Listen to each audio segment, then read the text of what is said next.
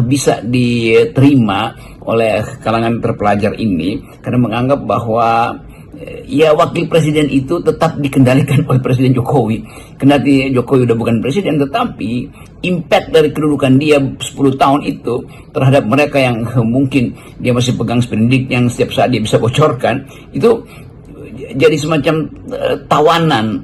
Dan kita menganggap bahwa Presiden Prabowo punya semacam kemerdekaan toh untuk mengatakan hal yang berbeda, tetapi kenapa tidak mengatakan hal yang seharusnya diucapkan? Nggak ada soal sebetulnya, tetapi mengucapkan sesuatu yang terlalu memuji-muji Jokowi itu juga berlebihan tuh, karena mahasiswa ini kan mengerti apa yang terjadi sebetulnya, bagaimana kasus-kasus itu ditutupi oleh pemerintahan Jokowi 10 tahun, bagaimana penyelundupan hukum yang memungkinkan dinasti ini dipertahankan, bagaimana buzzer-buzzer itu dipelihara, bagaimana lembaga survei itu dikendalikan oleh uang, kan semua itu dikenali. Kenapa? Ya karena mahasiswa adalah bagian dari kemampuan bangsa ini untuk mengkritisi dan mengenali tanda-tanda dari sebuah rejim yang otoriter. Jadi itu yang diucapkan terus-menerus, bahkan riset dari para pengamat Indonesia sudah menunjukkan bahwa selama Presiden Jokowi memerintah, demokrasi itu memburuk, ekonomi memburuk, semuanya memburuk.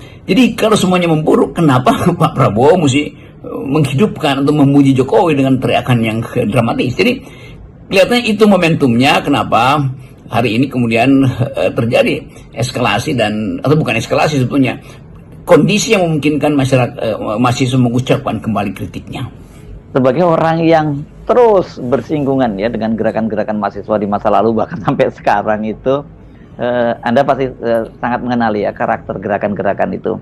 Dan ya kita tahu bahwa kendati gerakan mahasiswa itu selalu jadi sasaran infiltrasi begitu, tapi gerakan mahasiswa itu tidak akan pernah mati.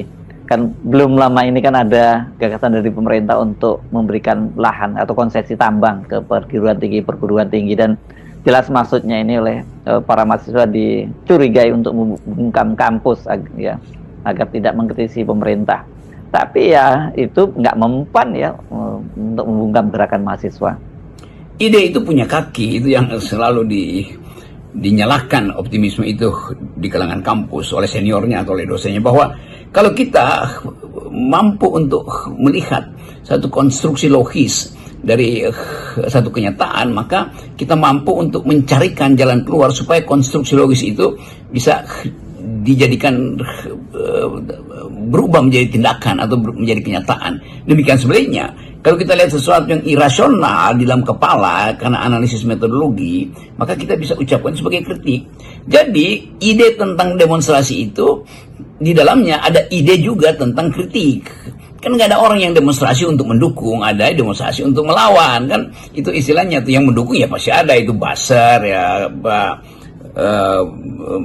gerakan mahasiswa jadi-jadian atau LSM yang dibuat dipelihara oleh aparatnya, itu yang akan menentang. Jadi suara kampus itu selalu murni itu, bahwa ada ya banyak juga ketua-ketua BEM yang kena serangan amplop, tetapi sebagai ide, sebagai satu komunitas berpikir, community